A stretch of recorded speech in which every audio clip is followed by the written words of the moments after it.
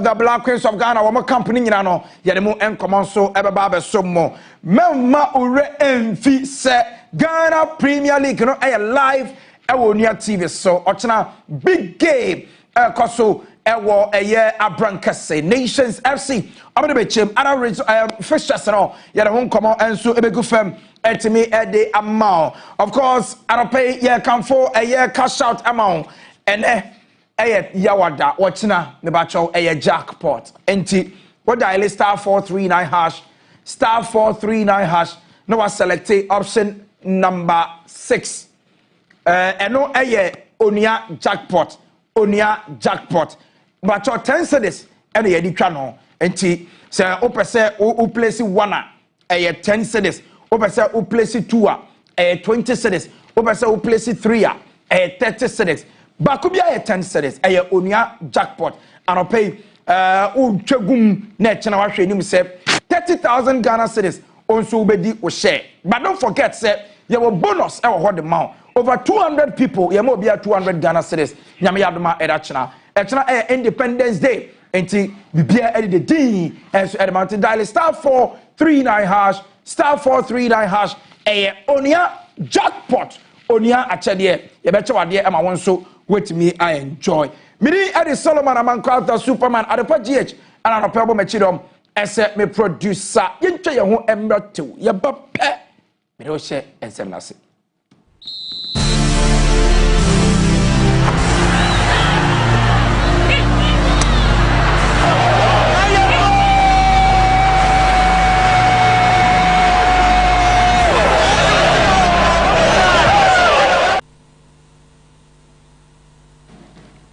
Right, joining the show live on Facebook, Onua TV on Facebook, share, like it, comment it. You better bread na fe ya kind in your mouth. So and Onua Sports on all social media platforms. Say yeah, X, Instagram, Facebook, TikTok. Me bacha okwa. O search Onua Sports. Obenya show no. Now I enjoy live and colored and so ewo ho. Yen say Jumedi and I say. And free former Black Stars winger Lai Kingston. The same no say the Rwanda, Elobutu Uganda, or Bejuma and so Honum. Now opening and some together for the Black Stars of Ghana. Your World Cup participation and no their tutor say well the way a Blasters no etie any we see any said the Niama Eko Yenua and Yawan said Ghana bet me the World Cup. Not yet me akwa bo ebrapa. I will see a kone make impact over the World Cup. Like Kingston, some of the two jano say NHA. My expectation is simple. I know Ghana have a lot of respect. In our minds, we don't want to go to a competition and be just participants. We want to make impact. With the respect that Ghana have on the continent and the world as a whole, we're expecting to go out there and do well. The important thing is we are in the group that we know a lot. Apart from Panama, I think we are very much aware with Croatia, much aware with England. Panama, I know a lot of people are writing them off, but for me, they will be the most important opponent in our lives, because when you look at the Serbian team, we've known them. We know them playing across the world. We've seen them over and over again. Same as the English team. We see them every week in, week out. But the Panama team they are players that we are unaware. So they will be torn in the flesh. I know people will see them as underdogs, but for me, I think they will be most difficult opponent for us. I believe we have to make sure we go out of the group stage. Where I'm standing, I'm not expecting us to just go there and be part of the competition, but at least go out of the group stage and get into the knockout.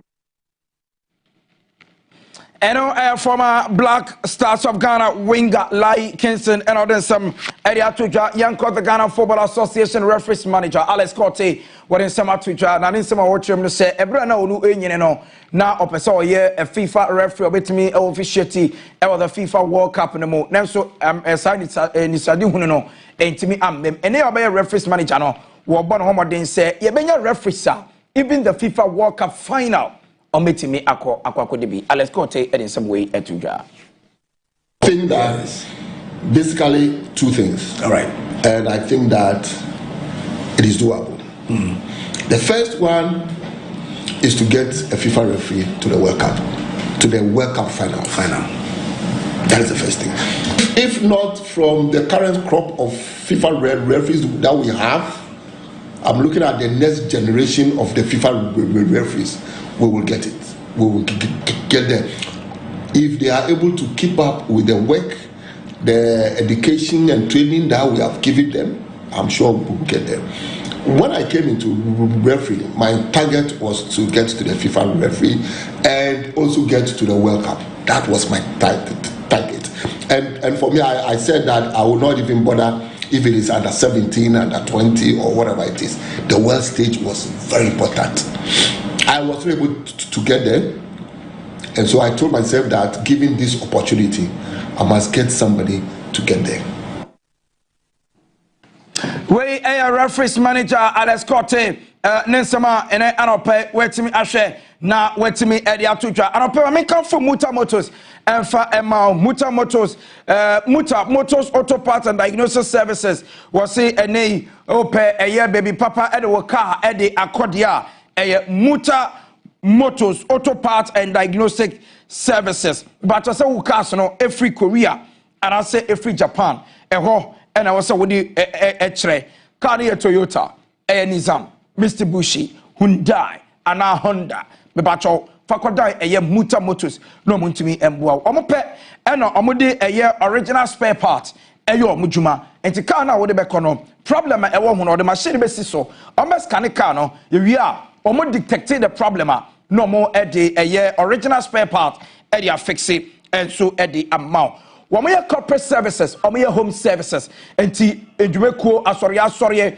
Mopese, Ebebe with cars, Edemawa, Homaba for Mukunkaka Abba. Nani can say Ghana, Ninchoni Ninchuasu be Bia, Ubiano, Ofre Muta Motosa, Ombeba, Ababe Yejuma, et me Eddie amount. Ompe when I open day, Frame was 0244 451 776 0244 451 776 and I said Pechi Kwine Ewo Ablekuma Newtown eho ena Muta Motors omo etimi ebutu ukwa ometimi ahwe na afi omedi ojuma edi amount Kingdom garlic capsules and bitters Kingdom ginseng power capsules tremendous capsules eyenuro tatahwe miensa Kingdom Herbal Center edi abadwaman so Makacho that say ebano eye ginseng capsules and I say ginseng bitters etim eboa ema we release stress eboa to anxiety ase eboa eyi arthritis every so say de bia wo nan na ye titriti stroke acho afa na wo airto cholesterol no adoso ni padua no mu na wo pa immune booster papa anoma eye Kingdom garlic capsules and afa Kingdom garlic bitters. Now over 15 years in here, Kingdom Herbal the first institutional yade garlic capsules and garlic bitters at the bad drama so ebwa ss woni pedua no Kingdom ginseng power capsules na remember you drew tie power ema wutadua mu den usisimu den se bia na ise wadwene mu wutitriti odwene nsi so etu ase the mouth but to say wo pese wo produce semen papa ebetimi ahye oba nyinsan a wohia Kingdom ginseng power capsules ne bi ewiase no ema na de omachi se sabi sikeni ubotom na wo so mbo adwuma wo mpem wo de se wontumi ma ne sika ma ne mfa nsese ne ho a eduru dem a wo no boma wo say yes we feeli baba cho Kingdom ginseng power capsules any wudimafo obedi wasem etimi edi amaw tremendous capsules ne ema ne dia makare da se ema no ade ba ko edi ma ne nya ahemfo entime ntino ma himfie enche ene se sabe oba himfie ho a eye ne nsuo fita bi firi ho enkan ade yiso na yese ne mu abai me pa chaw ma ohire ahimfie ho enche owuro ma hu se yes bibi etutu bibi ama we boost the libido na wo so ahoten no ene mpam de no etimi aye kama koje tremendous capsules ne bi nanom na entimi emboa me pa chaw Kingdom Herbal Center and edisa enupei ede abadwaman so oko okanshi drug lane obetumi koto dodo enso ato ho pharmacy and leading herbal shop bia obenya bi friend was 0597 298 855 0597 298 855 and after 0559 761 144 0559 761 144 now winning penny for ending komo honorable sports and recreation minister opening Kofi Idi Adams or in some to area for World Cup and wo mo mbeko or say we feel say World Cup na emraso say institutions are what to me benefiting into the police for because the World Cup no omokwa omekosua say the control crowd amaso omoba Ghana near the Uko Stadium na at wenchem sia we kwan a obefa so aso ano Kofi Idi Adams ekoka nsem we ewo Adom FM. Going for the World Cup ain't just about going to chase the ball for 90 minutes. Yes, so you fan say ya kwenya bia ye pese ye disua bibi. So necessarily we would like to send a few persons to also go and learn certain culture.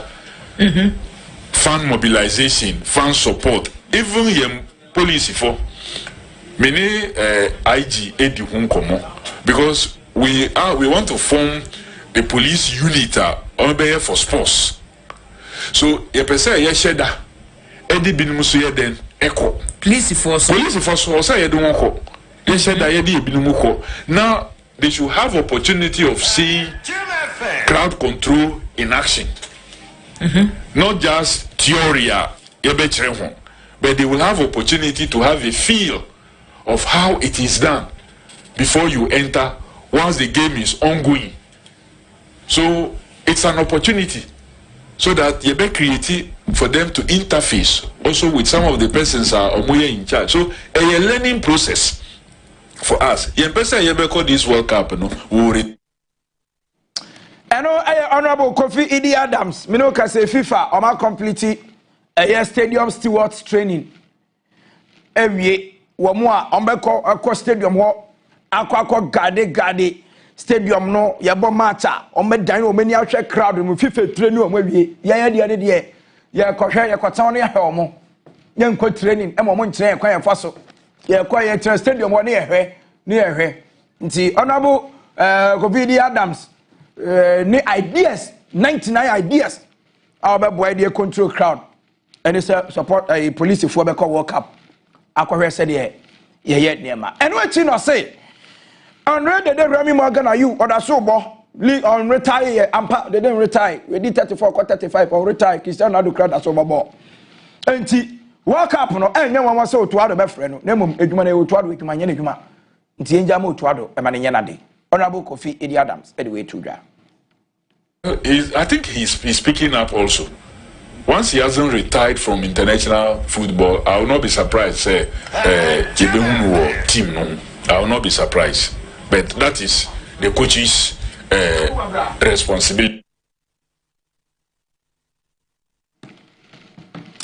Honorable Kofi Idi Adams, and all this some would area to ja yentwa so na fe remo our goalkeepers trainer and the stars of Ghana Fatao Dauda na so ye operating some to jadi afa goalkeeper Benasari hon na wo kyerem say Benasari exceptional goalkeeper de bi oni di nkomo abrante de go your friend no o kyerɛkyerɛ no say we ka so we ni say why ready so obesua de na obompa ye say abrante no obetuma keka no na fe bibia tumi akoyi a World Cup no obetuma akodem ede Ghana.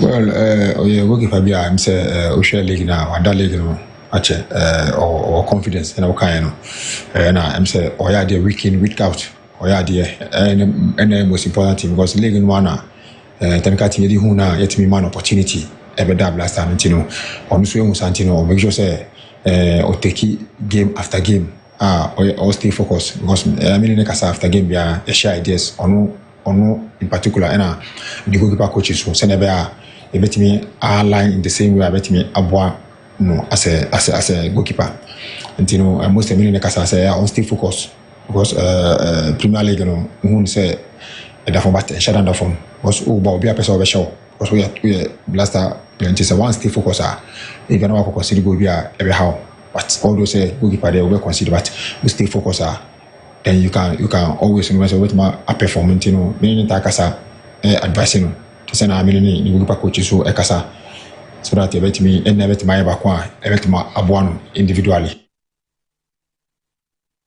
We some Fatah Dauda edituja edifa goalkeeper Benjamin Asari hon and I pay my Comfort Jack Services Limited and for amount. We about we headmaster and also we head mistress. We a teacher ni and I say ni a school.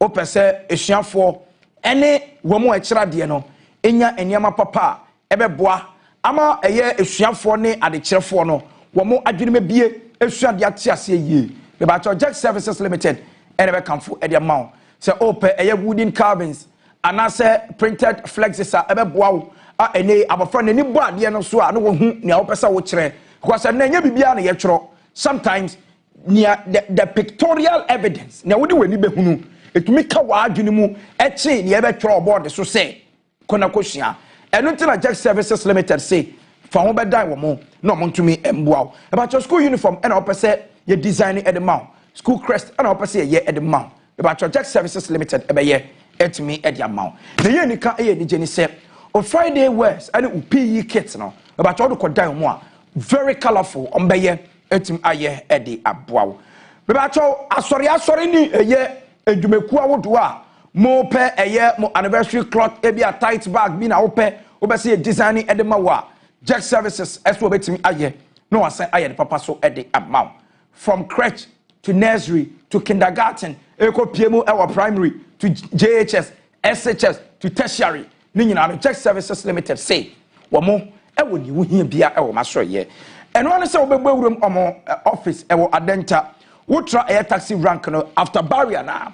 A whole Jack Services Limited from 0244 031 338 0244 031 338 and after 0548 931 632 0548 931 632 na Onua mo enkasa Adveg Consultancy Limited. Next year, nyame ya adom na adom me metu kwan akwa abrochire ko sua de. Na already my started secure me processes. Wo mo eya ama me eye Adveg Consultancy Limited. Na since am de mo bo mo no, me mu se ampa. Eba no se yemfa nkofo ntu kwan kwa amara ni nkosua de. Yempe school emfa ma mo. Eba cho enye se bia school nu kwa na ye pa ma wo. Baby a wo betina e kwa be fa so atwa wo fees any bibia so wo pese wo go school na sankra ye adwuma Advert Consultancy Limited any dwumeku a on betimi ahwe aye na omode aboa eno a ya don for ba akokọ ye wenya scholarship Advert for na boa no e mani nya sa scholarship no eno nti na me say ma wo da ye so no embremu ebre a wo de ho kodan Advert Consultancy Limited bebacho your number is 0209 154 728 0209 154 728 and 0553 150 002 0553 150 002 and I visited advertconsultancylimited.com www.advertconsultancylimited.com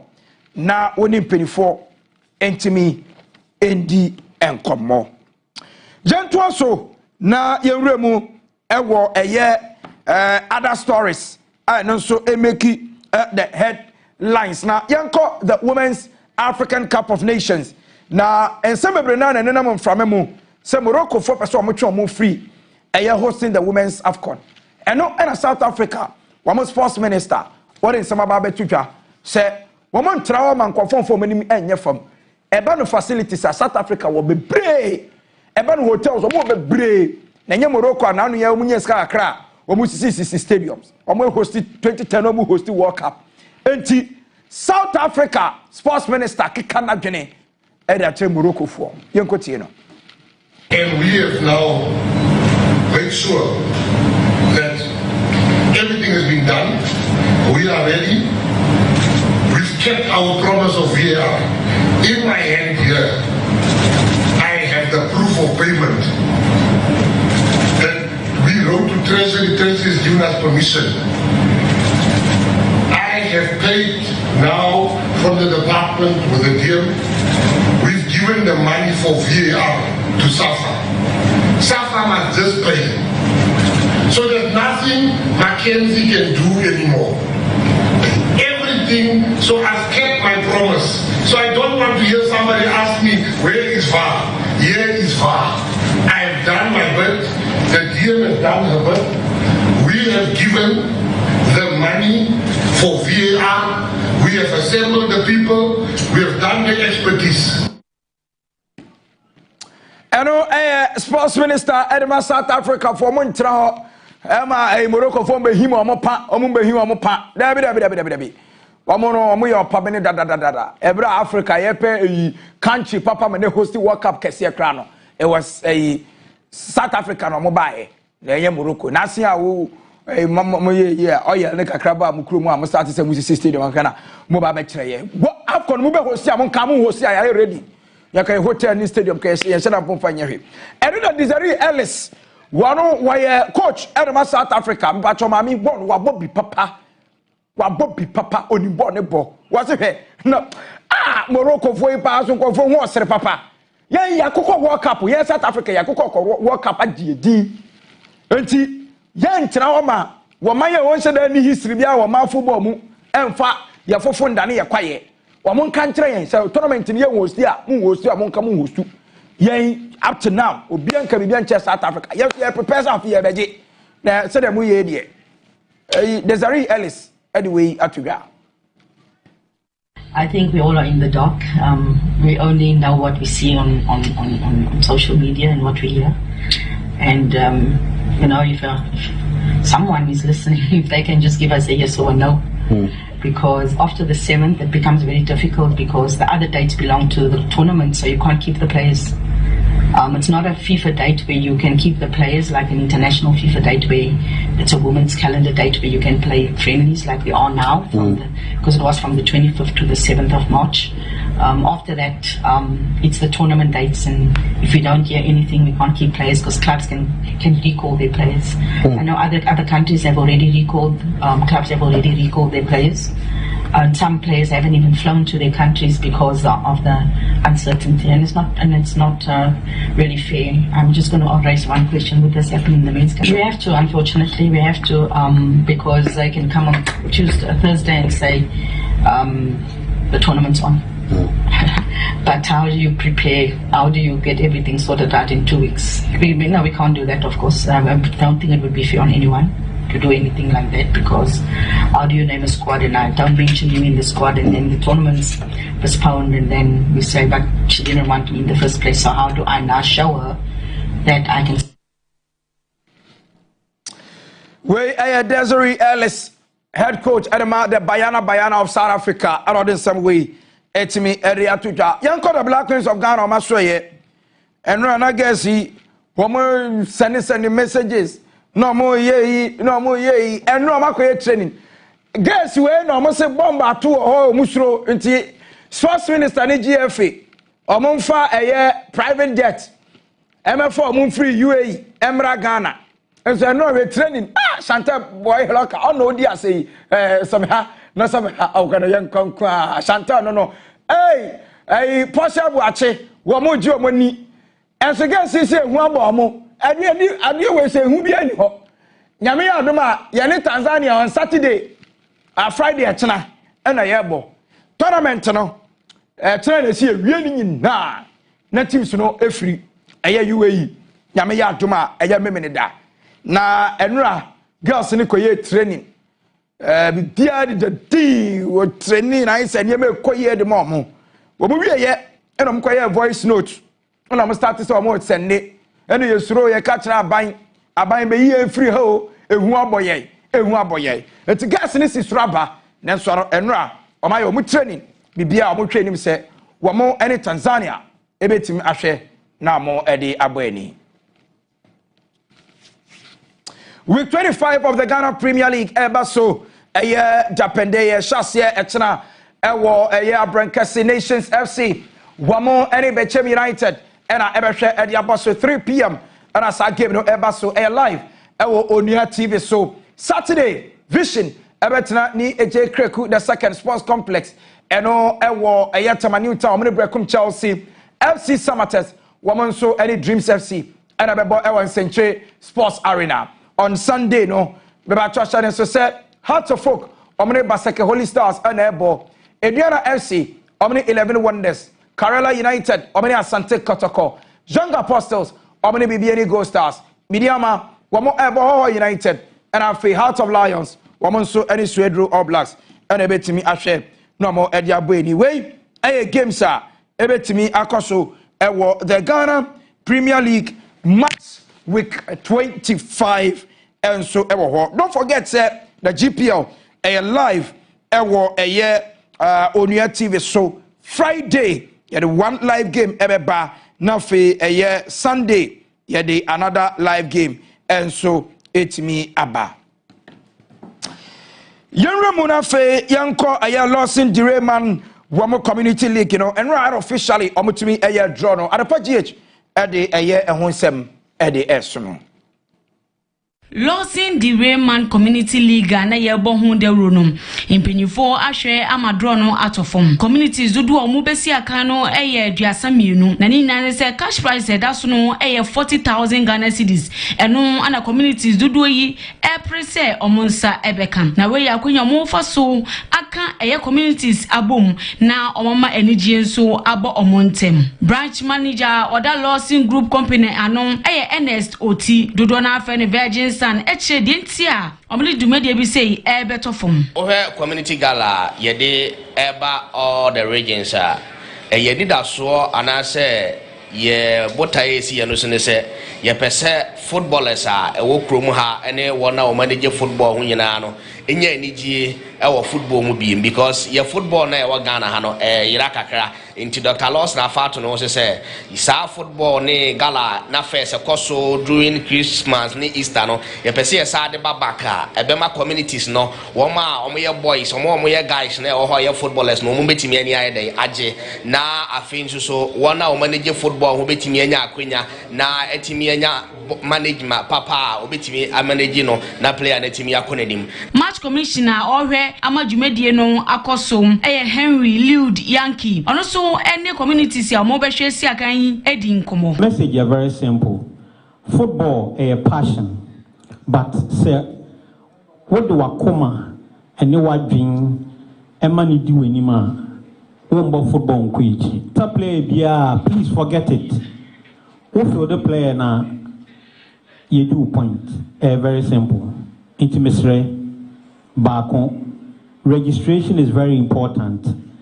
Kusi time register your players. Reps Mufri community do don't be pre draw na so any Onua sports edin komo. It's me organize this tournament then kabum every community in na I beat de ehu ye ho. Enti ya ready say tournament no ba no ye de hu be shi your expectation is say ye be do fun and ye the trophy no akoma your community. Kai she so say Lawson Direman Community League no ebe sha ase memendai 7th March wo Kari Astro Teva wo Gansuman last stop. Ebe to so sa ekopim se dwumedie no nyina ebeba awieye na hwan ana dwumedie no beko awieye no no fa 40,000 Ghana cedis no akomo community. Anti Lawson Direman Community League no nyame ya doma dapende na ehwe na fe etimi ahyase enso ewo honom eno so na ye gina na ye de eye dwumedie no etim ediasi draw no we fixtures na emu odin pa emu odin weekend ya na start Sunday John Tane Teshi Samba mo bebo ne ade a 8th Monday and also matches ne bi wo ho Saturday ni Sunday na ombebo matches no tisa na no so esi etie director yemfancy na ya na yansormi birthdays ne bi inform na regardless yankono according to sorry awode na Mr. For you ono wo enche Heart of Folk fan pa Mr. Ebenezer was say or a Liverpool fan Liverpool for my son Pacho mo am frɛ me no me TV so why mo me wati Pacho me TV so frɛ me why me TV so eti regardless yanko nice one eti no mame starting say happy akwane yina yiro happy blessed birthday enkoma Mrs. Paulina Pepra and I'm kind of Paulina happy birthday we free Asantua locals and anyway and then I would 69 years nyame ensure onyo kese ompedon fra dumu kwa dumu na oma nyame ensure no enguso enye totin e wa brabom aka 1 year we 70 years enye easy me sex Paulina Pepra nyame enkan ho happy birthday enkoma ekokwesin we personal assistant edema honorable Kofi Bento we personal assistant edema honorable Kofi Bento MP for Mpoho constituency nyame enshaw ekokwesin nyame nya okese we from honorable Kofi Bento and afei miame brother Emmanuel Asket Arthur and a message we and so ediba ye happy blessed birthday and come Prophet Cassius K. Otri, who United States of America. Nyame nka ho oma nyame engosrano enye bebre e wabra bom na oma enhyirano embuso e wabra bom na nyame engosrano enkoso enye bebre e wo so se de be ya yenuanu bi ti se JB mo obom pai no sato oboso a oma brabo etimi adane eti Prophet Cassius K. Otri a wo USA nyame enka ho. Happy birthday to my baby girl, Fafa. Hey, Azemo. Fafa, and I would away from Kofi Zadi. And I the message way eba ye. Also, we are the baby girl. Odana koma so. We are the chochomucho. We are the umbrella. We are the bibia. We are the watermelon. We are the sardine. We are the one day straight, one dam. We are the 24-hour economy. Bibia, we are man. Yamenka onye okese. Oma winyini fra dwom kwa dwom na oma bibia so enkoye odo na tena mumu no memo bia fa ne 2 cities ne 3 cities mbeda daw e ma wunja Kofi Zadi ma odo no enyini e wa brabo nti happy birthday enko emfa emaw mame nkoye eye wei ensu emfri hanom wei se entry Solomon owo eye nkoko FPU happy blessed birthday enko emfa emma chairman asese nka we USA ni Iran ni Israel war na chairman ya sma na wuginem na otututu bo kwofo ban we wa dress no we hu toto pa FPU awon kokko na obutuo entry Solomon happy blessed birthday enko emfa emma happy birthday enkoma Nana Kofi Nyako we CEO ewo 1000 fire clothing nyame enka ho onye okese woma insira no embuso na tazano fo ne yate se eba ne ntade pamu a moye pabne esi ase wedding engagement unya broken heart kra no pese e pam broken heart atade mawu a 1000 clothing 1000 fire clothing ometima pam etimi edia maw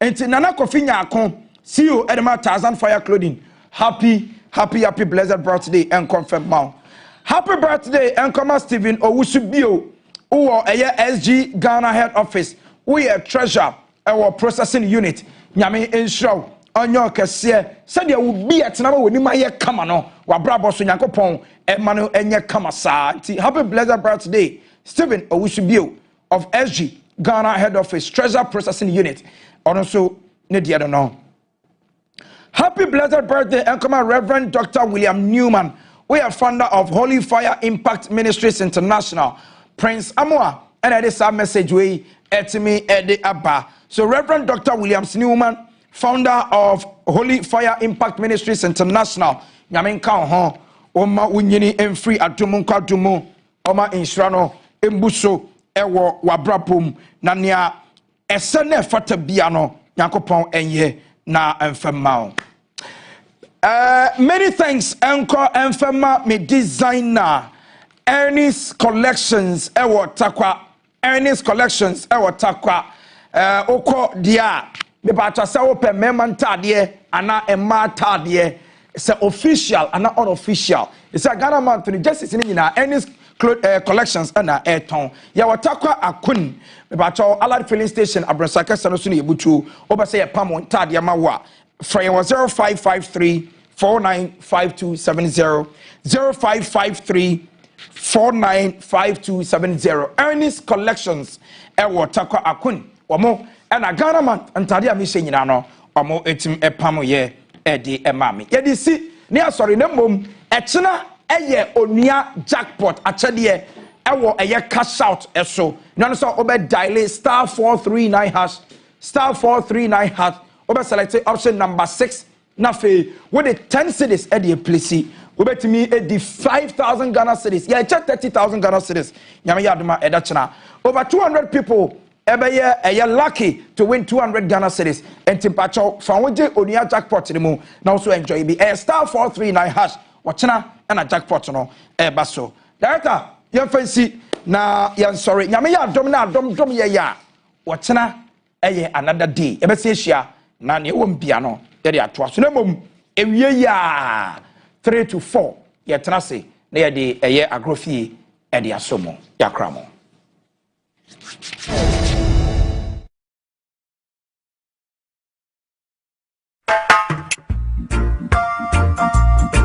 Ante saba ewo mo bodi ma nke kwana mo ba o ko se ena me di asemesio kane ne pa no na saa na me so ya na wo de me edure na adi me nkwa no Kingdom garlic bitters no benefit me benefit wine o so kwato wo de abrewa this man abrante me shuve unanti kakra na wabre nom Kingdom garlic bitters ene ne capsules nenya hoden abrebia Kingdom garlic bitters ene ne capsules asembia nhu edeben we hu ama wani agise senior na my wife company one personal Kingdom ginseng power capsules enti sesia mpaso aye de Kingdom ginseng power capsules emani tie ni asumdie befi abrebia obabia o de pua hawo no edro ba kupa wuhia ne tremendous capsules esiesie wu ma wo ye obasima enro yi wo benya bi wo ba bia yeton nro bia Kingdom Herbal no challenger.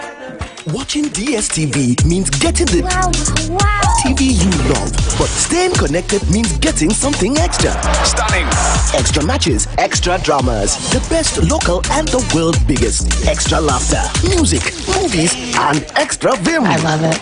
Just stay connected or reconnect and get upgraded to the next higher package at no extra cost. Charlie, we got you. Keep watching. Get more with DSTV.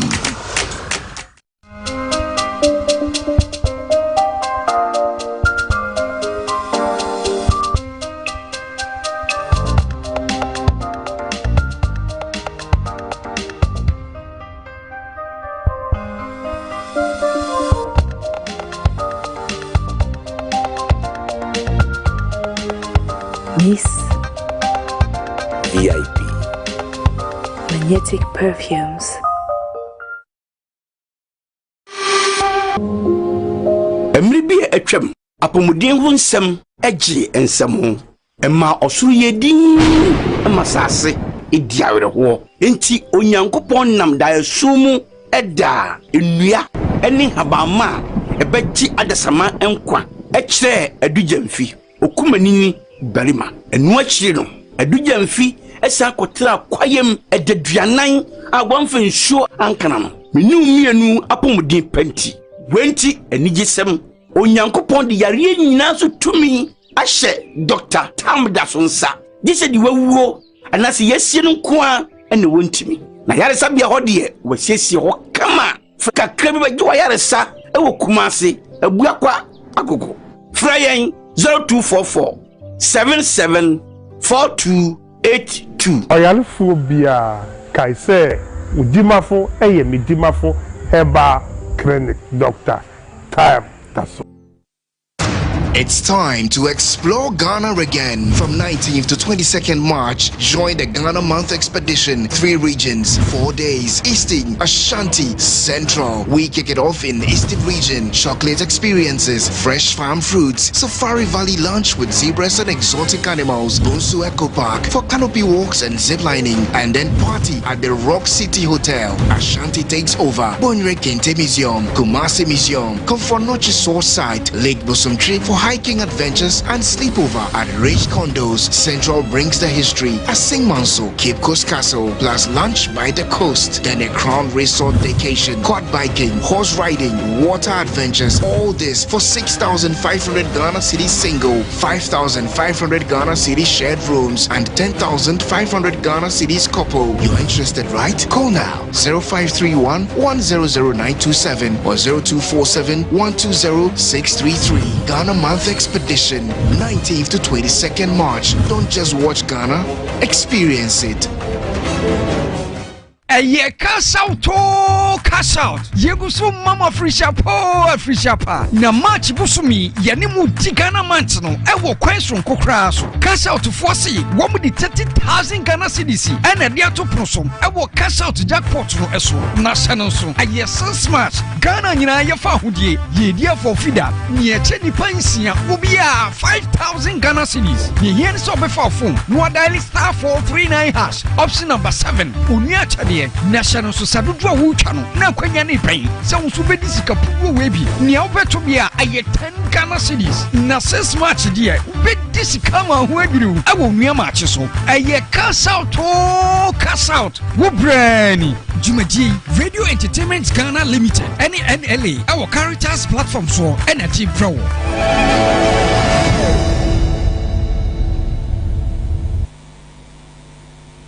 All right, so in the next 40 minutes, if you had to say the last part of Maakye at the Braille, I had to say, meeting at the JB.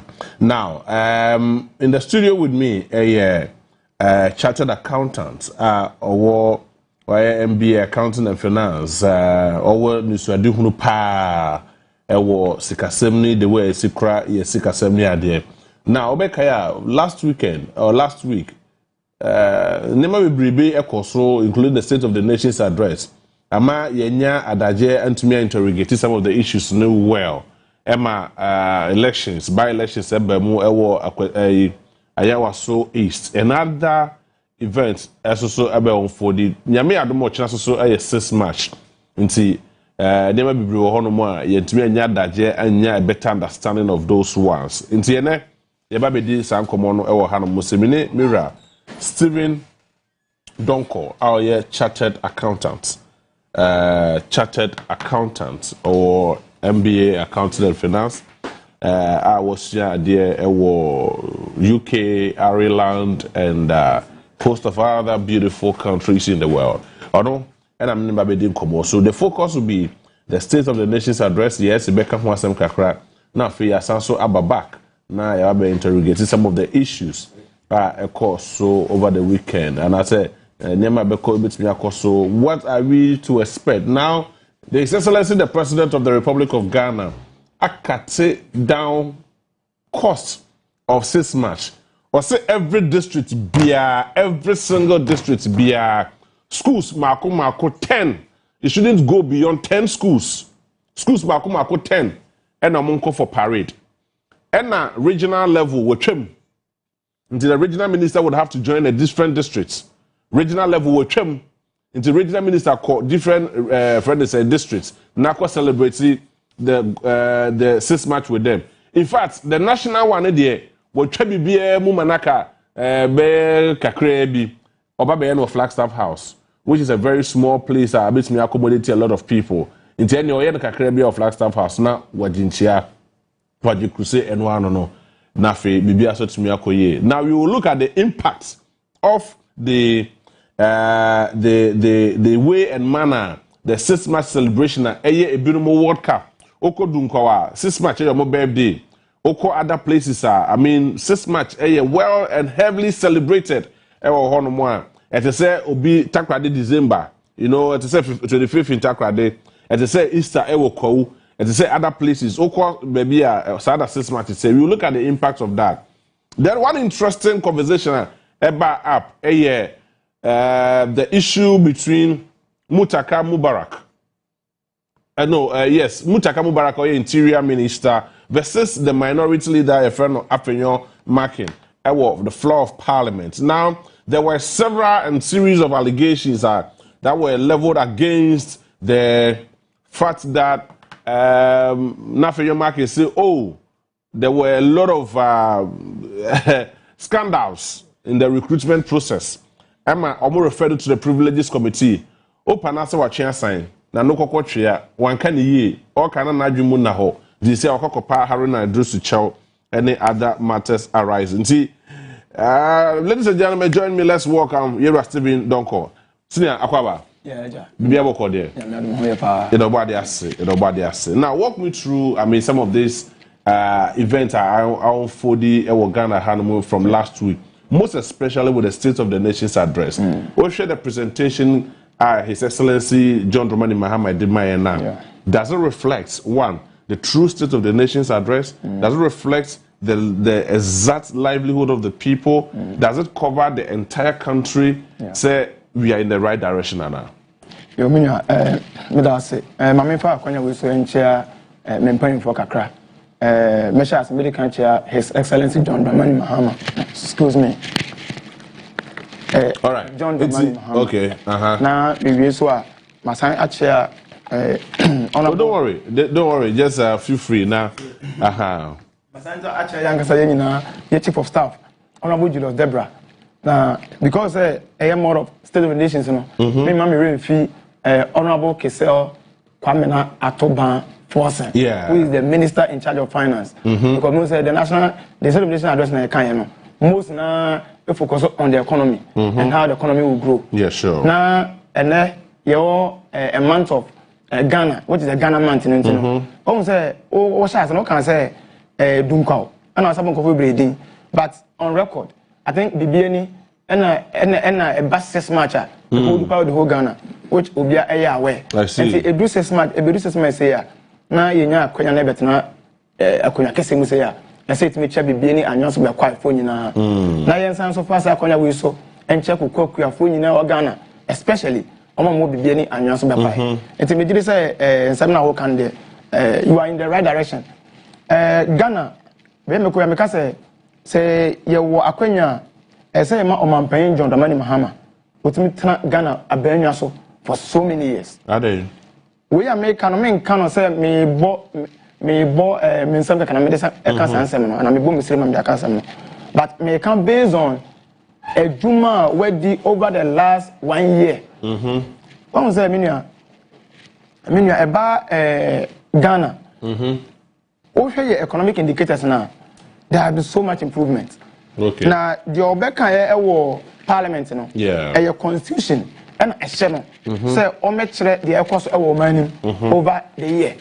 And the Obeka in assets 31st December 2025. Now, measures, my main focus on inflation. Now, on say, cost now, you can't inflation as I'm trying. And you can't say inflation, say, you can't say inflation ever former. And I might say, once inflation ever form, I say normal boy say ever form. Inflation basically say the rate a normal boy ekosoro. And say what me e control na. Na say the rate a normal boy ekosoro no. O mani nko say na da bia den ekono. Na menim say as at the end of 2024. Omanpanyin dada nana da kwa for abenyu aso no. Na your inflation organ ha na your 23.8%. That is what we had. Okay. Now, proud to that, now over the last 3 years, before so people are now for the first time, I mean, be that. Now, cumulatively, inflation are rising to 113.8%. They've been see that. It won't say inflation, say rising for the cumulative 3 years. Now, say could do 113 and more than 100%. And as I approach 100%. Accountant, accountants. Your friend BB IAS 29. Okay. Send your lawyer, I be article 2, I be accountant can say IAS 29. Basically, no, a inflationary economy. Next economy, you classify say a inflationary. Until now, Ubeko Jasono, Ubeto idea 1 CD. I bet you connect 3 CDs. Next the rate a move no, not a does be very quick. Meanwhile, no Casaya, a man paying a man State of the Nation address or Parliament. One may say. Inflation let me drop from 23.8%. About to 3.8%. It's a incredible. Because from 23.8 to 3.8 annually. And which is now you want to see I'm not say Ghana inflation about 3.3%. Okay. So you can imagine from 23 to 3.3. Now me catch be say cause Ghana, so soft vision comes Ghana base Europe. Many not because the cost for Ghana, one cost for Europe. But the school of thought, I mean, a book assessments and for on paper it looks so good. Yes. During Ronaldo's time, paper was so good. John Dramani Mahama, the paper is looking so good. But in reality, is it the reality you face? Okay, also what can I say? I will say in reality. The way a price of normal as at end of 2024 no yes and it is here which you know your best but the kokoton na yasem no okay until one thing is once inflation control normal brain economic brain and also control the price of your foreign currency which is very key because when we say dollar na run the economy no dollar run the economy now for so many years now as at the end of 2024 now your depreciation of the cedi against the dollar now extended 22%. Okay. Yeah. That is as at 2023. Okay. Now 2024, cedi no depreciated by 19%. But you heard from 19%, you know, which is the end of 2024. Never heard 2025 end that. Let's say instead of like a cedi, you know, because cedi has always been on a depreciating trend. Yeah. But in Sri Lanka, I say, as at the end of 2025, now cedi no instead of depreciation, you know, now I appreciate it against the dollar by 40.7%. The BC that is incredible. At the same time, no, England, Sika, pounds. Pounds, they be also Ghana cedi no depreciated against the pound. But as at the end of 2025, now cedi are appreciated by 30.9%. This is also incredible. Yeah. Euro, European currency no mean 80. Which is one of the currencies running most of African countries now and the whole world. And also by close of 2025, no man paying Mahama through Kisarata forcing what me manage pounds, euro. I'm gonna appreciate it by 24%. I see. And so here's another way you know air cost now. That's because Oman and Korea, and say and that anymore. Now I'm trying there. You can all these indicators now. As reflected in the economy of Ghana. Your friend be current account. Okay. Current account. None of my who say Ghana you as a man. The way the normal year exporting and normal year importing. You have the balance. I don't know. Send a back. After the end of 2024, now your current account balance is under $1.5 billion. But in just 1 year, at the end of 2025, now current account will move from 1.5 billion to a whooping $9.1 billion. And they are also going to the same brother say they're incredible.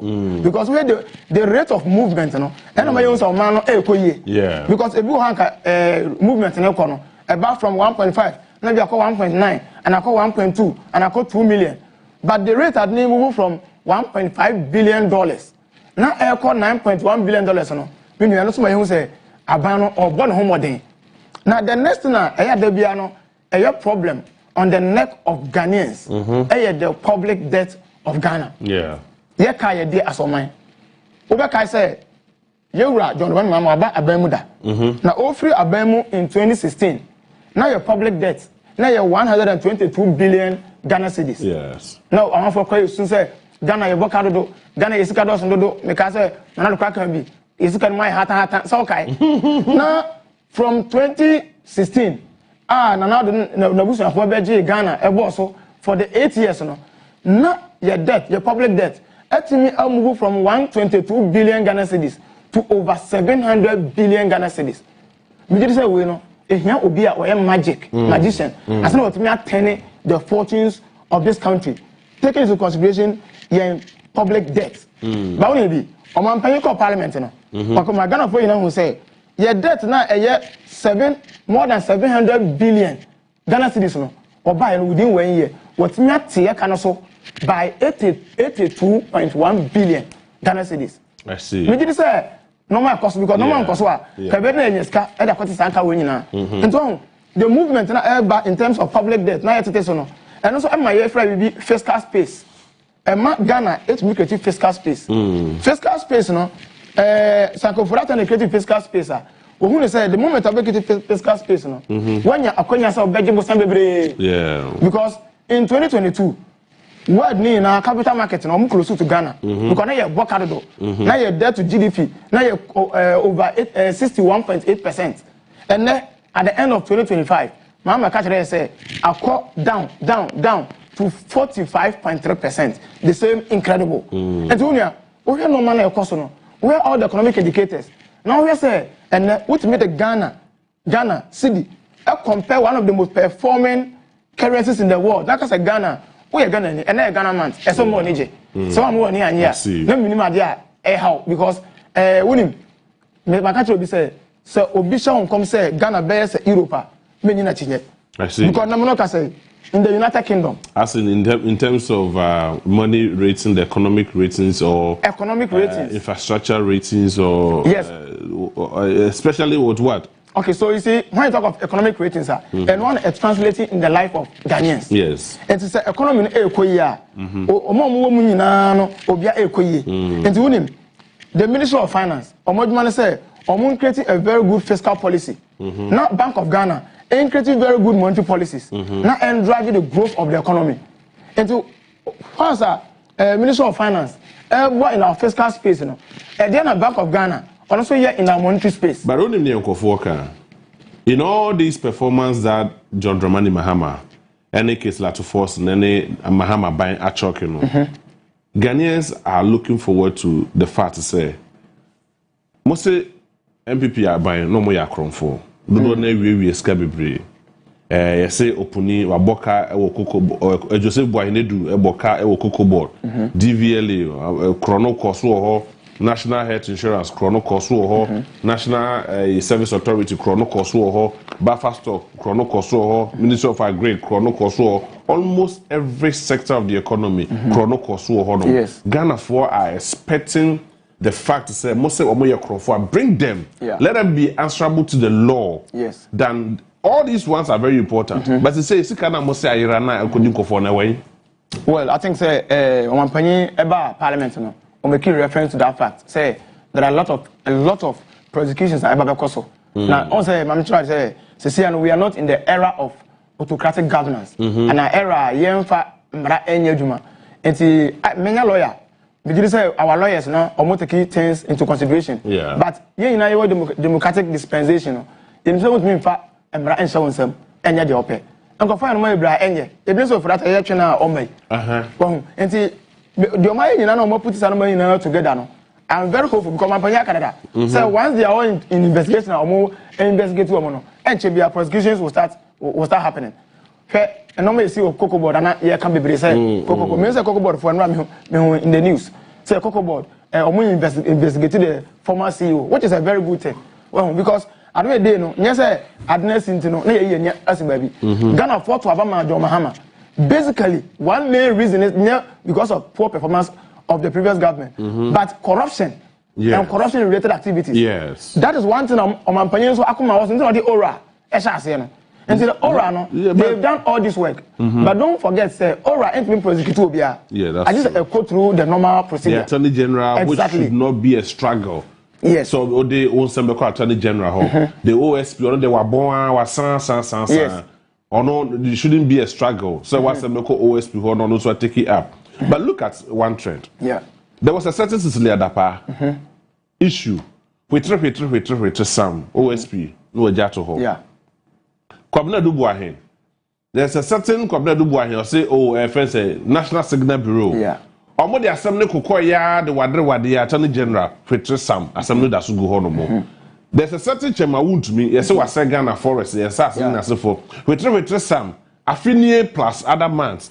You know, you see, Ghanaians are patient, but then no Ghanaian would want to take the law into its own hands. But the reality is that. So most indeed you have enough evidence. Press conferences near there. Then why don't you use that same hardcore evidence? Yes. Now move from my court. That court also fast track some of these prosecutions. But now we are singing the same song. We are telling the same story, the same old story. Yes. We are marking time with some of these prosecutions, and it's becoming so worrying to Ghana for. I mean, I am a Ghanaian. I am worried because now all kinds of money is already here because. we are tempted to believe say ye nearby papa was so especially Ghana. Do you agree with that? Well, say the medical kind Ghana for about motu nyina majo mama. Not because of say one the development of the economy is very key. Ana obia yeah. But the most critical part now MP4 they say Ghana air corruption. Medical Canada. But me say we are not in the era of that timer. Time to nana what they call it the yeah. Now matter what say the Attorney General he's doing a very fantastic job. And you know yes. Now per the information about Montano. I mean they are doing investigations and also there was hearsay. Some matter say Obi I say. For me I think that Ora has done a lot of job around the corner. I get it. And they say Yenjama Attorney General. Ghana for Nyabotramano. Yeah, you have voted far for too long. Yeah, exactly. For more than 1 year. No, yes, you chrono. You didn't check from back okra. You say, well, why are you still making noise over this? Yeah, 1 year back. Maham only 1 year. What 1 year? Yeah. Or point Attorney General. Attorney General, if not 1 year, close to 1 year. Yeah. Yes, chrono doso. Yeah. You didn't check from Meanwhile. That same yesi na chrono doso ni bejina ha no musim piesu ni ye press conference say asuma senior bentin ye kwa kwotwe naba ama na be fesi mra be do papers ye de kokko cha kwakka say we chrono we no boy ya some no kind of press conference as any no de kokko cha kwakko dia dance ni. So what are we doing to ourselves? So, you see I think on these issues we need to get things right. We need to get the right information. Now where the ministry stands as a ministry for Attorney General. Yeah. You be omugina. Because every day say yeah betana na ye be na say enye the ewo odmo no mo ye the full idea na. It makes whatever that you say to be very difficult for you to understand what they are doing. I get it. And I think say we need to continuously engage the ministry because it's not only one person as say the minister, but I think the ministry is doing something great on it. And on my so say investigations are possible. And to say on my we are very sure say something good will come out of the investigation now. For me, the way other areas in the same vein, the issues of corruption, the issues of investigation the issues of say prosecuting Crawford, they now will come to the limelight. People get to know why they wait. Sometimes, from say it's sometimes it's good to wait. It pays to wait. And yet gidi no because gidi now be kwa do hono. Na you will say a question I want me answer no. Now Pastor Ben was very rash say would be air court. So we need to get our fact right. We need to get documentation right. Don't forget say legal issues are not as simple as we see it. But you also believe, and I also agree with me, that the posture of politicians and the politics we do in our country is becoming too dirty. Number one typical example. His Excellency John Dramani Mahama in one of his campaigns, a boss specific name, Nanabi, so now Nanabi has not even gone to any of the, he has not been called by any of the security agencies or whatsoever. What I said? Yeah. So some no krana, no krana, ye fa obi wo ho eche no, obeka ya ye chohile ba na sedu, a ye morning show host wo wuntumi. Publication of false publication is the same thing. And Nanabi ye ya Mahama Kaso beche no we investigate no. Till now.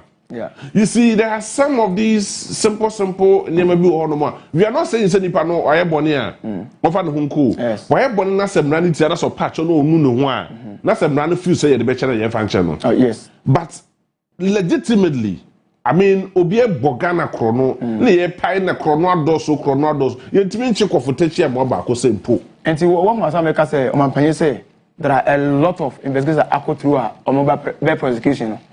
So how sure are you say sending for a on count? So that's what I'm saying. Say sometimes it's good to say a pen in term.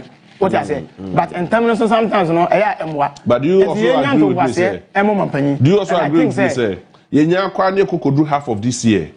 Now what you be too much. Now so politically exposed you be termed as a witch. A friend say political witch hunt. Political witch hunt. Now more tata just to make their party unpopular, just to make You so when it comes to that, it doesn't look good in the eyes of the international world diplomatically. I mean, your opposition for the attitude just to disarm them. Yeah. Is that the way to go? No, but we are in an early stage where we can just make it happen. We are building a country. That is one time with my cousin say we are building a country. We are not building political parties. What am I saying? And it's not about one person's interest. It should be the collective interest of the people. And so because once they are doing investigations, things are going on. Let's leave it in the hands of our capable legal brains. They will take control of that. They will manage that. And I'm assuring you, what about that we've been told in terms of what prosecutions are going on, what investigations are going on? Our legal brains are ever ready. Because American, if your finance brain, your economics brains, if they're able to turn around the economy, why can't the legal brains also do that? I'm hoping, say, all these things will come into a level of we are saying, say Ghana is on the right track. Yeah, may I say you be chasing as soon as you are not benten. Now, quite say, use the word, political witch hunt. That's not what Obia Sakana Fed and Kaba and Kasana check for. But you see, that's not the focus. And the India normally the legal people. I cannot speak more into legal matters because I'm not a lawyer. I might even go and say something which I did have impact on me as a professional person. What am I saying? And the young hold on to the issues of the legal people. And I'm sure, say, once we get to them, they will get us whatever information that we need. And I'm assuring you, Obia, why the guy Ghana Bonibia, because I need I don't want to pay account for. What would the Ghana Bonibia? I won't find and you share the issue of after your marking the minority leader apologizing to the Interior Ministry over the comment I will make here. Yes, there were a lot of scandals in the recruitments of the security personnel and the course of Nanu. Or come on the floor of Parliament. I think he made a submission during the State of the Nation's address. Emma or now, so I'm referring to the Privileges Committee. Emma Koko was it Privileges Committee? Or also the Okona so different. I'm running as a procedures in the way between me too. Wababa Patcho.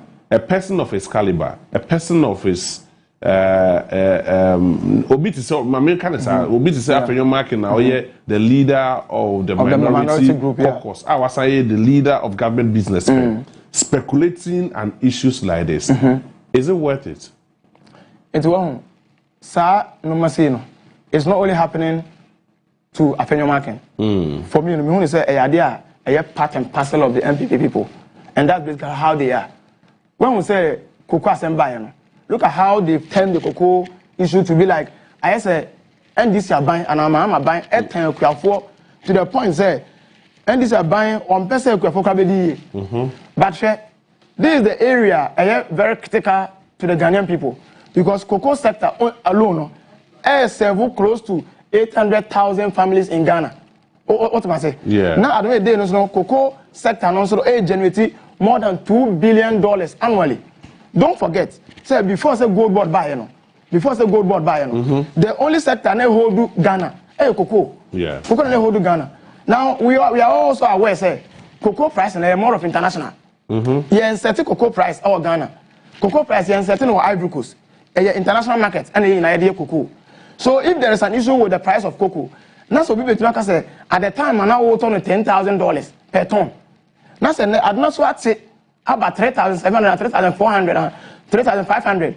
Now say if you want the government to buy at that same rate, it means one won't pay money. And the same market or patch or parliament. The same way now, and it's almost back. No cocoa for them. Because going back on this again, cocoa is a very critical area. Now, if you look at cocoa, cocoa board, I say, you get it? Now, here's the case: cocoa board or cocoa board are spending more than 26.5 billion Ghana cedis. So what I mean, say cocoa board also as cocoa. You more of cocoa and cocoa related activities. For instance, say you process cocoa. Now, I say because of this new question now, we're proposing policies that turning around the fortunes of cocoa for the cocoa farmers. Or say in the next season, we are going to process not less than 50% of our produce in Ghana. What it means is say, the Ghana government, just a little over $2 billion annually through cocoa. Now, if you look at the international or the global cocoa marketer, chocolate marketer, you come close to $160 billion. So if $160 billion, now Omanya will not produce cocoa, Nankasano, only $2 billion, a problem can say Pamaye. It's a to me process cocoa. You know, we are going to add more value into our cocoa, so we can give better prices to our farmers.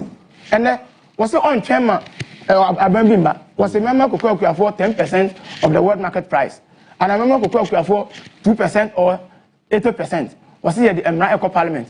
Parliamentarians almost sign it. No money to say if free Nelco, I remember baby, which means the cocoa price. No, you can't pay farmers less than 70% of the FOB price. I think these are some of the things that they revamp the economy in terms of cocoa sector. And for now, I say now me can't say about the 26.5 billion cocoa rows. Yeah. IMF, raise concern. Say, cocoa board, Modumano yes, some mobile coin. And the best thing for you to do is to rationalize that loan, that debt account of the 26 billion, more rationalizing into 9.6 billion, because that is what is within your remit and be managing. Almost like to 31st December, almost me and rationalize that account. And next year, and this buy. What we rationalize from 26 billion to 4.35 billion Ghana cedis. And on Panyaka say they should transfer that account that cocoa board. No, they should transfer to the Ministry of Roads and Highways, because the mandated ministry, more of engineers, so basically, when you for me, I think say the writings are going on in the, at the right time. It's important to say because the way Anoma is the presence of John Dramani Mahama is doing something fantastic. And Ghana for Inabeko, no matter say this is what is happening. And all right, I can just about 6 more minutes now. You're wrapping up from the studio. Hi, Unia TV, Unia Maakye, Jumadina Wasugusa, Uti, now we are live at DSTV channel 361, Go TV channel 116, Midi Eddie JV. Now, my name is Mr. Stephen Donkoye, chartered accountant, and Edim Komo. Finally, on this conversation, may I share the outcome of the sixth match? The way and manner His Excellency President are cutting down most of the activities. Say Flagstaff House, Akakrebi, Nebebaha. Every district should have not more than 10 schools representing to celebrating our independence. Good. But the Wonkophobia or almost 6 match, your World Cup. To say Easter, ye Coco celebrating Brunia 25th, Takra the record. I mean, so 6 matches will be World Cup. I mean, so it's not worrying. Say, not at all. And I know some of the MMDCs are equally worried, but it's a direct directive from the president. They don't meet me. You always need a government who is proactive in terms of cost management. And I think since the coming of Dr. Dramani Mahama administration, he's been very serious and very critical on managing cost. Very important. If you say you have 6 match, just one anniversary, Ghana to me a buck up 10 million Ghana cedis, 20 million Ghana cedis. Now you will schools were 1 the 3s. You're on for a hospital, or access to hospitals. And I know they say, Oba now say we just a flamboyant style of celebrating the friends 6 match. And the oil no one or yabwa, I'm a yet near cost. And here the first thing I say Ghana for or manage. Now and yes on Ufre no kwa no biasa be shase no aye old things na bio. We should continue doing the same thing because ebebwa I'm a Ghana it means so much. Now also number 2 no doka say nipa schools 10 they are Asian. Most of this match, the match pass no. Best of 2020, a crowd. Oh, but I mean, you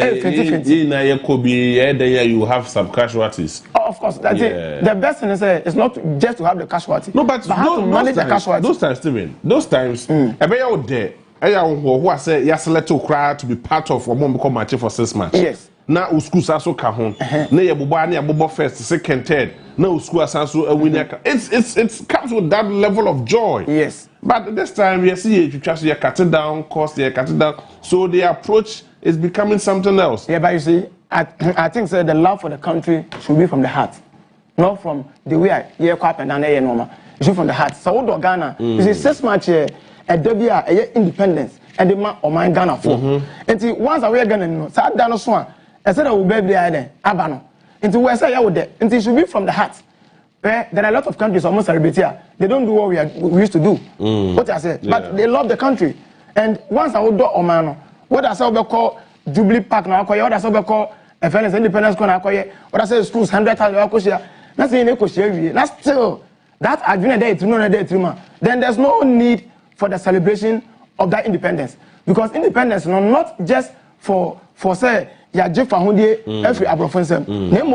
Name for our economic emancipation, which is very key. And that was the main reason why I saw Nkrumah now focus say the independence of this country is meaningless until it is linked up with the total liberation of the African continent.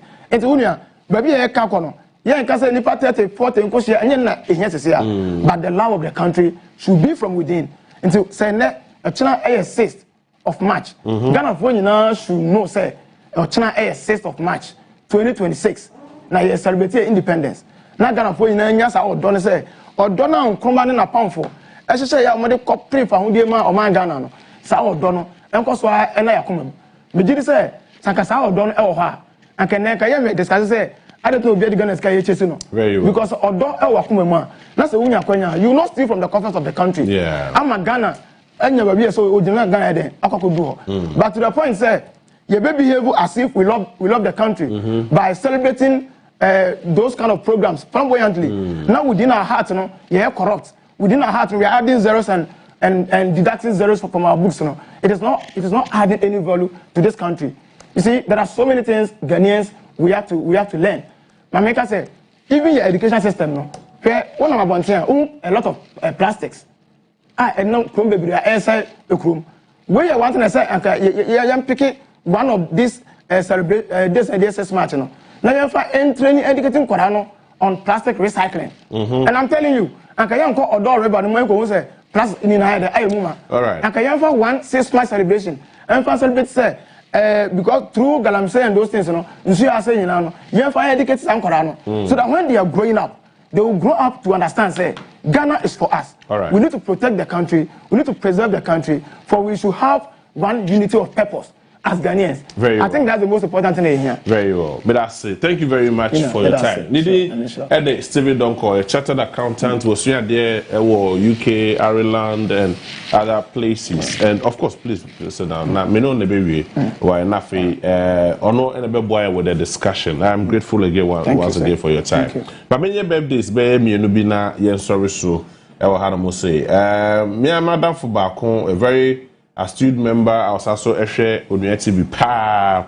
And the wife to be, I friend Judith and son, Nyame Adoma, and ne na woda, and ne na woda, Judith and son, and ne wa woda. Happy birthday, o boyfriend, o fiancé, ababe wari o so do, what's it?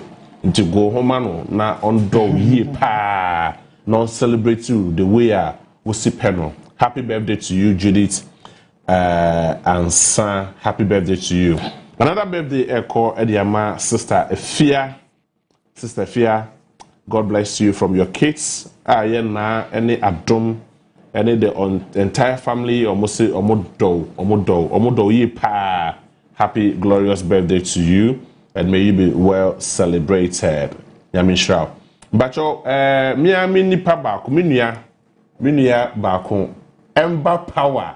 Is there onya kodi chidom hene a mitumi from Ember Power bio. But my many candy birthday we na me buy Ember Power so that afi be na wie. Happy birthday going out to Kamashia. Is it Kamashia? Kamashia, our Canada. Today is a birthday. God bless you, and it's coming from Ben. Happy birthday to you. In the month of freedom, may you also have your freedom, and you should be celebrated. Happy birthday to you. Nyame entene ne munchro. Nafi, remember na miakasa minia paini ayefreno Michael W01 Michael Sapon. Dodo na freno Ember Power. Ember Power. Nyame adoma on the 21st of this month. Ena ye no chidom hene ewo achim Kusi traditional area. So you did tintin grandpa. You say I couldn't quite each of him be more. Meet me from Ember Power. But your maintenance and mutual or bon who buying. Yet Tawachi, I will be a way be a moo. Yamishrao. Now, Bibia Sbeko, you fine. Pa. Na ye Kokujano. On the 16th. On the 16th, 2 p.m. and on the 21st, and so 10 a.m. Ni na be koso ewo Achim Kusi traditional area. W01 Michael Sapon Ember Power Nyamishra Yeta Wachi.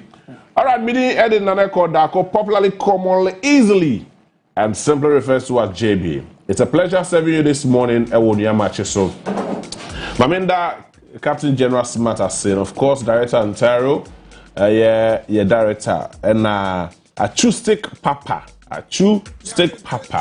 and Godwin Kwekutete, a few ago, Nana Major Court, Sound, Mike, Bismarck, and the rest of the team. It's a very beautiful day, and it's a pleasure you guys serving us. Million October, Police near Flagstaff House. On behalf of these wonderful people, stay blessed and have a beautiful day. Nyamia Ademochina.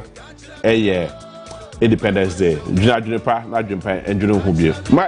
Mike, thank you. Stephen, thank you for your time once again. Bye bye.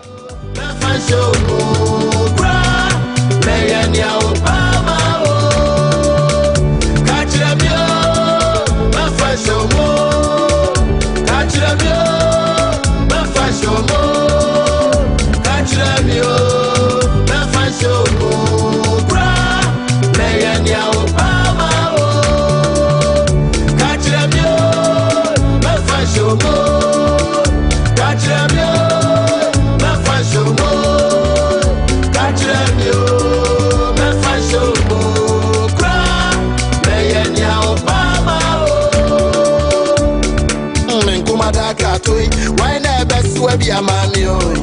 Men come at the fee. Why never see be a mammy? Standing fan, Apotoiwa, gas cooker, anger, political, you room divider. Why never paper? Men come at that toy. Why never swear be a mammy? Men come at the fee. Why never see be a mammy? Standing fan, Apotoiwa, gas cooker, anger, political, you room divider. Why never paper?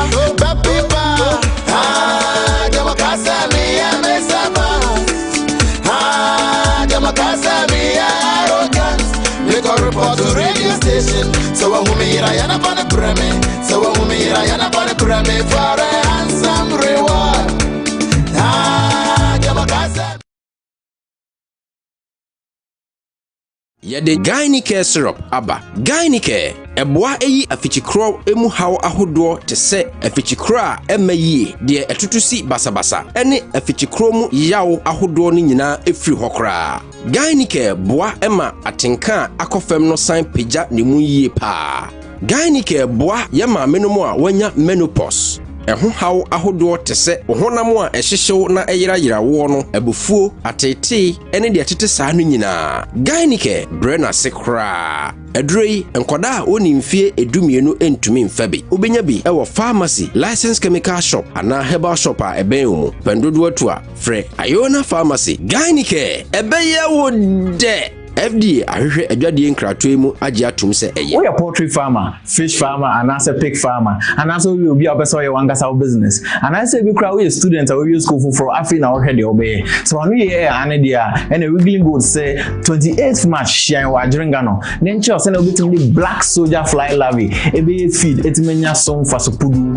So we feed you more and as a woton. Shine wa dringano is legal on 28th March. Training feed so there that phone cry 620 cities pay.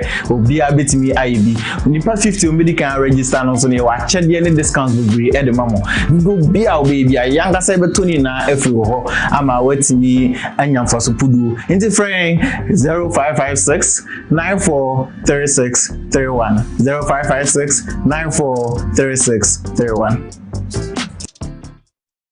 Onua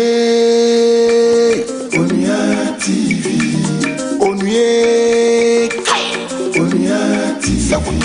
Onua TV, you're gonna Onua TV. ye dwene ho pa.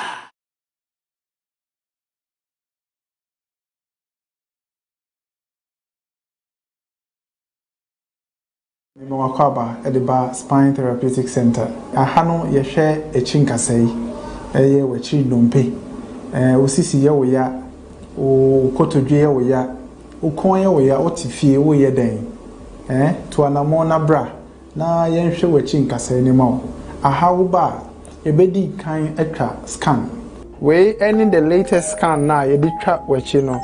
Se me the scan no esi wechi se ya na computer no peke C7 sa na cheye baby a yen samfa nsi test complete sesi ano ye twa scan no wo nachi awie screen no a cheye yen say abrante we no ne konwachi no problem wo ho eba nachi ankasa nso problem wo ho ena ne sisi no nso problem e wo ho enti se cheye dompe ko a achia sei na afe ye the treatment no a ye friend no stretch therapy e dey correct spine no and pain bebre na ya na ye twa scan no first na ye hu problem na ye treatment no for a while na ya sign so assign twa scan ne biem e da ne green say a na chese na chi no eyo okay obi wo ho no ma oti ho a o se me nan agene ana se me nti na chese dompe mienu na edi so wa ha no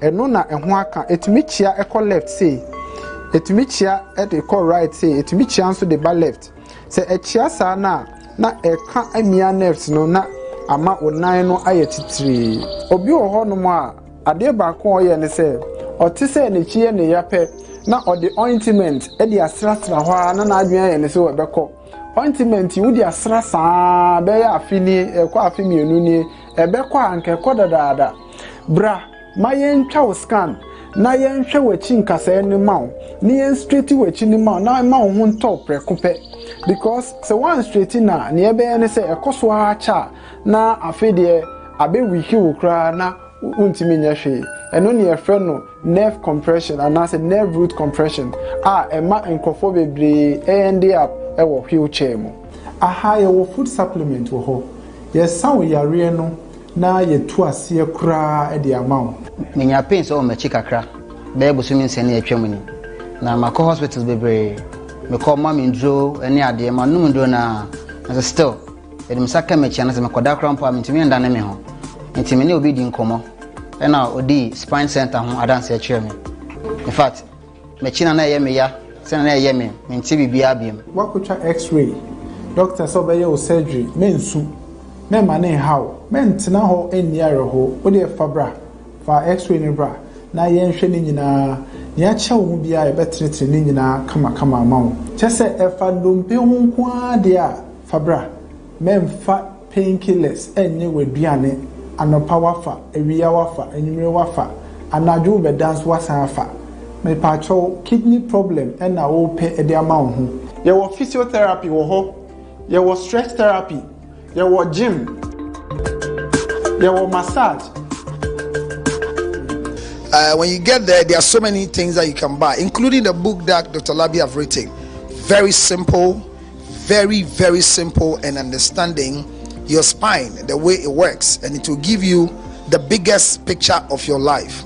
I had a problem with my waist. I was virtually stiff down. Virtually, I could not move. After going through some treatment with the Spine Therapeutic Center, I am fine. I feel much better, I'm stronger, and I can walk. Now I can even give some action and joy to my wife. Spine Therapeutic Center, your spine is our concern. In fact, Upa Ghana ha, abasobodi a yede aboye no edoso pa. Ititwa na mo na bra.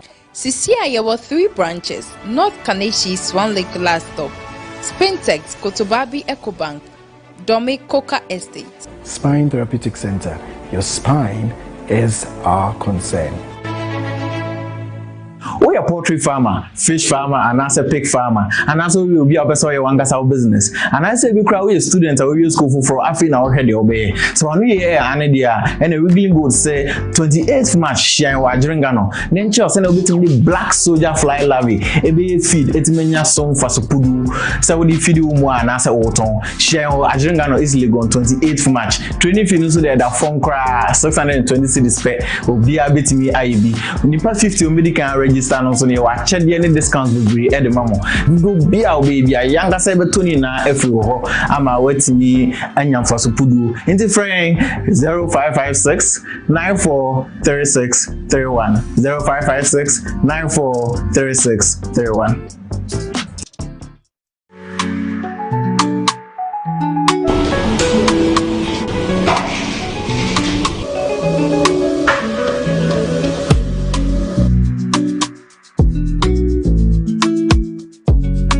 Your friend Mr. Dika Boating, me and I'm a CEO, I'm a Jumeko friend Chocho Industries. I was soon. Uba Chocho Industries, sir. Ye work product categories, Niensa, I work skincare products, hair care products, and wellness products. Your products, you can buy a drum and so your Chocho cream, any Chocho soap. Creamy, Nikasieni, ye desra as your normal body cream. And no fihonoma, say what skincare issues to set pimples. To set foot rot, to set heat rashes. Think of all the skin issues that you can think about. Ukabom na se we use wa ebwa ema eyi free ho. Ye ba mema no so a semna we ebwa omo pa emra omo e shave omo abodwe. Fa kan suo na ye na ehuru na fa ye wa abodwe. Na fa blade so. Wo shave wi a na wo the cream no aso. Afa sa pimples na wo shave a eba ni nyina. Ebe yi ni nyina afi ho. Womo so a omo experience foot rot. Fasa semne extra shaw 9 tem ho no. Afa wo wi a na wa hohoro na wo the cream no afa so. Me patro edi hobiem ye wo Chocho hand and foot cream. Sa product ye mo ayensem ye dendenden. Eni ye 19 aye dendenden. Me patro masa product enye o lawyer. Ye wo Chocho skin toner. Me patro sa ye product we empore honam. Nia ye ne say wo natural skin tone e brighten no na ama no eni ada ho kama.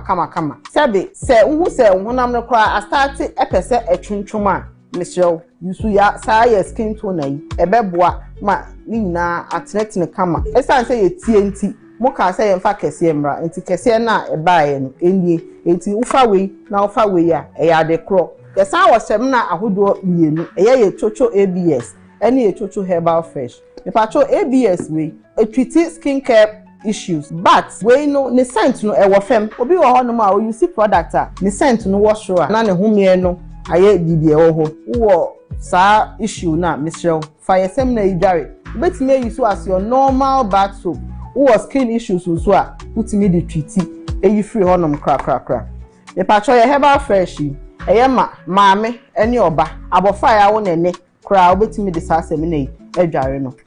And also a treaty skincare issues. We say more fry be on my warm fresh na. Omutiminya nyema bi basa bi warm skin. Asemna idware no. Oni issue bi akwa so pa fedware no. Ebe maintaining the skin no. Kama. Ufri ho no ma ye shower gels. Shower gels ye wo mu ahodo mienu. Me pamcho we anyway e ya de kro.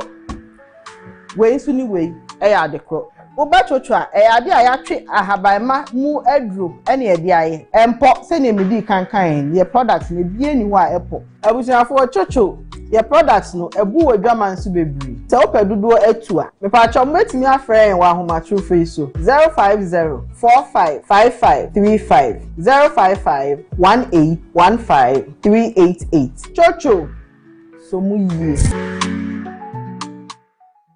I am Chinese Dr. Wei. You are welcome to Roma Traditional Chinese Clinic.